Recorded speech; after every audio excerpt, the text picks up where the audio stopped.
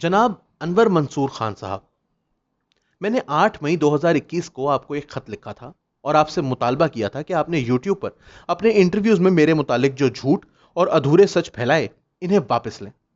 आपने ये आला ज़र्फी नहीं दिखाई और अब मैं जवाब देने पर मजबूर हूं। खान साहब, आप मेरी जानिब से सुप्रीम कोर्ट में दायर की जाने वाली नजर सानी की दरख्वास्त नंबर 298/2020 में 5वें मसूल अलह थे। मैंने लिखा था कि आपने मौजूद सुप्रीम कोर्ट की तौहीन की थी। आपको मेरी नजर सानी में सुप्रीम कोर्ट की जानिब से नोटिस दिया गया, लेकिन आप गुरेजा रहे।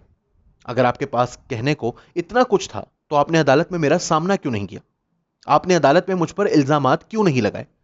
क्या आपको यह खौफ था कि सच सामने आ जाएगा? क्या इसी बिना पर हुकूमत ने मुकदमे की कार्रवाई बराह रास्त नशर करने की शदीद मुखालिफत की? आपने पहले सुप्रीम कोर्ट को भी मुतासर करने की कोशिश की थी, लेकिन चूंकि आप जानते थे कि आपने झूठ बोला था तो इसलिए फौरन ही इससे पीछे हट गए जब कोर्ट ने आपकी सरजनिश की। मोहतरम जस्टिस बंदयाल ने कहा था कि उन्होंने आपको अटॉर्नी जनरल के ओहदे से हटवा दिया था, लेकिन उन्हें आपको जेल भेजने में दिलचस्पी नहीं। ऐसे रवैयों की तहसीन की बजाय आप मुसलसल तौहीन अदालत कर रहे हैं। खुद को बेइज्जत और रुस्वा करने के बाद आपको हटा दिया गया। क्या मुनासिब नहीं था कि आप माफी मांगते? खान साहब, आपने वजीर कानून को झूठा कहा था और उन्होंने भी जवाबन यही कहा। इस बचगाना ड्रामे में और भी किरदार थे, जिनमें एक जाली शिकायत करंदा था। आप कहती हैं कि मैं अपनी शौहर के पीछे छुप गई, हालांकि अगर सच कहा जाए तो यह तो हुकूमत की पूरी टीम ने किया, बशमूल आपके, जो बेशर्मी से एक कठपुतली शिकायत करंदा अब्दुल वहीद डोगर साहब के पीछे छुप गई, जो एतराफ करता है कि वो झूठी खबरें फैलाता था। मैंने अपनी नजर सानी में डोगर साहब को फरीक बनाया था, मसूल अलह नंबर 10 और फिक्रा नंबर 56 में कहा था, किसी को बशमूल इस मुअज़्ज़ज़ अदालत के मिस्टर डोगर के मुतालिक कुछ भी इल्म नहीं है। पाकिस्तान के न्यूक्लियर कोड्स के बाद वो सबसे ज्यादा महफूज रखा जाने वाला राज है। जब मिस्टर डोगर से पूछा गया कि वो किसके लिए काम करता है तो इसने तंजिया अंदाज में कहा, मैं आईएसआई का दलाल हूं। दरख्वास्त गुजार इसकी रिकॉर्डिंग सुनवा सकती है। डोगर साहब बदस्तूर सरजनिश से महफूज रहे और इससे कुछ पूछा नहीं जा सकता। क्या वो एक असासा है? इस असासे को अगले घटिया काम के लिए चुना गया जिसका इर्तकाब एक ऐसे शख्स ने किया जो बजाते खुद एक मुअम्मा है, जो एक गैर कानूनी एसेट्स रिकवरी यूनिट चलाता है। एक ऐसा मुअज़्ज़ज़ शख्स जिसकी जिंदगी भी एक रियासती राज है। इन खोटे सिक्कों को इस पर खुशी थी कि वो एक औरत को पीठ पीछे बदनाम करें, लेकिन आप में से किसी को यह हौसला नहीं हुआ कि वो सच्चाई का सामना करे और मेरा मुकाबला वहां करे जहां करना चाहिए था, यानी अदालत में। क्या आप सुप्रीम कोर्ट के सीनियर वकील नहीं हैं और मुल्क में आला तरीन कानूनी ओहदे पर फाइज रहे हैं? फिर आप क्यों सुप्रीम कोर्ट को मुसलसल बदनाम कर रहे हैं? क्यों आप सुप्रीम कोर्ट का फैसला कबूल नहीं कर रहे? क्यों आप कानून के पेशे को रुस्वा कर रहे हैं? क्यों आप अपनी इखलाकी हैसियत से एतबार को तबाह कर रहे हैं? जब 7 मुअज़्ज़ज़ जज साहिबान ने मुझे एफबीआर की तरफ भेजा तो मैंने कानूनी रास्ता चुना। मैंने आपकी तरह यकतरफा तौर पर बनावटी इंटरव्यूज नहीं दिए। खान साहब, आपने और आपकी टीम ने मेरी जाती जिंदगी यानी प्राइवेसी और शर्फ के मुतालिक दस्तूरी जमानतों का लिहाज नहीं रखा और खुफिया तौर पर मालूमात इकट्ठी की। गैर कानूनी तौर पर नादरा की तहवील में मेरे रिकॉर्ड तक रसाई हासिल की।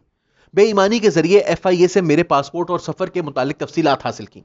बैंकिंग की राजदारी के मुतालिक कवानीन की खिलाफ वर्जी की और इनकम टैक्स की राजदारी के मुतालिक कवानीन को पामाल किया। मेरा ख्याल था कि पाकिस्तान के अटॉर्नी जनरल की हैसियत से दूसरों से ज्यादा आप पर यह जिम्मेदारी आयद होती थी कि आप मुल्क के दस्तूर और कवानीन की पासदारी करते। अगर आपके रिकॉर्ड तक मेरी रसाई होती तो इससे मालूम होता कि आपने मुतनाज़िया तरीकों से खुद को फौज से डिस्चार्ज करवाया, फिर आपने कानून के पेशे का रुख किया, मगर आप में सलाहियत नहीं थी या यह हौसले की कमी थी कि आप अपने पैरों पर खड़े होते। इसके बजाय आपने अपने वालिद की प्रैक्टिस में पनाह ली और हर डिक्टेटर के पसंदीदा कानूनदान के नक्शे कदम की पैरवी करते हुए खुद को इसका चहीता बनाया और इसी तरह अपनी आमदनी को टैक्स से छुपाने के लिए नकद वसूली को तरजीह दी। आपके बरक्स मैं खुद एफबीआर के दफातर में गई जब कानून तब्दील किया गया। उस वक्त तक मुझे एक दफा भी एफबीआर की तरफ से नोटिस मौसूल नहीं हुआ था। इसलिए बराए करम झूठी कहानियां घड़ना छोड़ दें। मुझ पर टैक्स के कानून पर अमल ना करने का इल्जाम रखकर आप मुझे बदनाम कर रहे हैं। मैं आपके वजीर आजम और इनकी हुकूमत में मौजूद बहुत से लोगों से ज्यादा टैक्स देती हूं। आपने सच्चाई के बारे में बहुत ज्यादा कंजूसी का मुजाहिरा किया है जब आपने कहा कि मैंने 2018 से पहले अपनी बैरून मुल्क जायदाद जाहिर नहीं की थी, हालांकि आप जानते हैं कि बैरून मुल्क जायदाद जाहिर करना उस वक्त जरूरी करार पाया जब 2018 में इनकम टैक्स ऑर्डिनेंस में दफा 116 का इजाफा किया गया। 7 मुअज़्ज़ज़ जज साहिबान के 19 जून 2020 के हुक्मनामे के बाद एफबीआर ने मुझे 9 नोटिस भेजे और मैंने हर एक का जवाब दिया। किसी को मेरी वजह से जबरदस्ती खामोश या अगवा नहीं किया गया। हुकूमत के आला ओहदेदारान से कहा गया कि वो अपनी और अपनी बीवियों के असासे जाहिर करें। मुझे तवक्को थी कि पाकिस्तान के आला तरीन कानूनी ओहदेदार की हैसियत से आप दूसरों के लिए खुद को मिसाल कायम करेंगे और मालूमात तक रसाई के बारे में शहरियों के हक की पाबंदी करेंगे। लेकिन एक दफा फिर लोगों की उम्मीदों पर पानी फेर दिया गया और पाकिस्तान के दस्तूर और कवानीन को नजरअंदाज किया गया। मैं कभी किसी सरकारी ओहदे पर नहीं रही, ना ही किसी हुकूमत के किसी सिविल डिपार्टमेंट या मुसल्ला फौज का हिस्सा रही, लेकिन इसके बावजूद मैंने अपने तमाम असासे जाहिर किए। तकरीबन 40 साल कबल जब मैंने मुलाजिमत शुरू की, तब से मेरे टैक्स रिकॉर्ड तक आपने और आपकी टीम ने रसाई हासिल की। इसलिए क्या आपको खुद भी 1982 से अब तक अपने टैक्स गोशवारों और बैंक स्टेटमेंट्स जाहिर नहीं करने चाहिए, ताकि आप दिखा सकें कि आप अपने बेटे को बैरून मुल्क रकम कैसे मुंतकिल करते रहे और वो जायदाद खरीदता रहा? मैं इस ना खत्म होने वाले प्रोपेगेंडा मुहिम से तंग आ चुकी हूं, जबकि वो लोग जो इस मुहिम के रूहे रवा हैं खुद इन मेयारात की पाबंदी नहीं करते जिनका वो दूसरों से मुतालबा करते हैं। आपने एक और तकलीफ दे और झूठा इल्जाम भी लगाया कि मैं अपने शोहर के ओहदे के पीछे छुप गई थी, मगर क्या मैं खुद एफबीआर के पास नहीं गई, और वो भी कई कई बार? क्या मैं एक दहशतगर्द के खिलाफ एफआईआर रजिस्टर करवाने के लिए खुद पुलिस स्टेशन नहीं गई, ऐसा दहशतगर्द जिसे आपकी हुकूमत तहफ्फुज देती और प्रोटोकॉल फराहम करती है? क्या मैंने अपनी नजर-ए-सानी दरख्वास्त दायर नहीं की, और क्या मैं अपनी जानिब से खुद पेश नहीं हुई, सुप्रीम कोर्ट के 10 मोअज़्ज़िज़ जज साहिबान के सामने खड़ी नहीं हुई और इनके तमाम सवालात के जवाबात नहीं दिए? ये मुश्किल हकाइक आपको झुटला रहे हैं।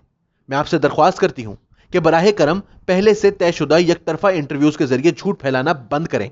मैं मजीद भी बहुत कुछ कह सकती हूं, लेकिन एक मिसाल के साथ इस बात को खत्म करना चाहूंगी जिससे आपके किरदार और जिसकी आप नुमाइंदगी करते हैं खूब विकासी होती है। 12 मई 2007 को कराची में 55 इंसानों को बेदर्दी से कत्ल किया गया और मजीद 234 जख्मी किए गए, क्योंकि वो आजाद अदलिया का मुतालबा कर रहे थे, जो इस डिक्टेटर को नागवार थी जिसकी आप भरपूर खिदमत करते थे। जब मासूम खून बहाया गया तो आपने कोई एतराज नहीं किया और उंगली तक नहीं उठाई। इस वहशतनाक दिन और अफसोस से कहना पड़ता है कि हमेशा आपने डिक्टेटर्स और इनके जालिमाना इकदामात की हिमायत की, इनकी नुमाइंदगी की और इन्हें पाकिस्तान और इंसाफ से भागने में मदद फराहम की। अब रमजान के इस मुकद्दस महीने में मुझे मेरे घर और पाकिस्तान में फौजदारी मुकदमे की धमकी दे रहे हैं और ये भूल रहे हैं कि दरअसल आप ही हैं जिन्होंने कई कवानीन की ऐसी खिलाफ वर्जियां की हैं जो जुराइम है। आपने तौहीन अदालत भी की है। हकीर लोगों ने 2 तवील बरसों तक मुझे शदीद तकलीफ दी, बेहिस लोगों की वजह से जिनमें कोई शर्म नहीं है। मेरे वालिद टूटे हुए दिल के साथ कब्र में गए। खोखले लोग जिनके अंदर भूसा भरा हुआ है मुझे डरा नहीं सकते, लेकिन इनकी लाफजनी ने बहुत कुछ जाहिर कर दिया है। आपका कहना है कि आपके पास एफबीआर के चेयरमैन की खुफिया रिपोर्ट की कॉपी है, वो रिपोर्ट जिसके मुतालिक मैंने कई बार इनसे दरख्वास्त की, लेकिन उन्होंने मुझे कभी फराहम नहीं की, और जो ना मैंने ना मेरे शोहर ने पढ़ी है। चेयरमैन तो मुकदमे में फरीक ही नहीं था, ना ही इसने ये रिपोर्ट अदालत में जमा करवाई, तो फिर आपको ये कहां से मिली? क्या ये रिपोर्ट प्लान बी के तौर पर तैयार की गई थी? आपकी रिपोर्ट तक रसाई से साबित होता है कि आप एक और साजिश का हिस्सा हैं जिसकी जड़ें खुद आपके इंकशाफ ने बेनकाब कर दी हैं।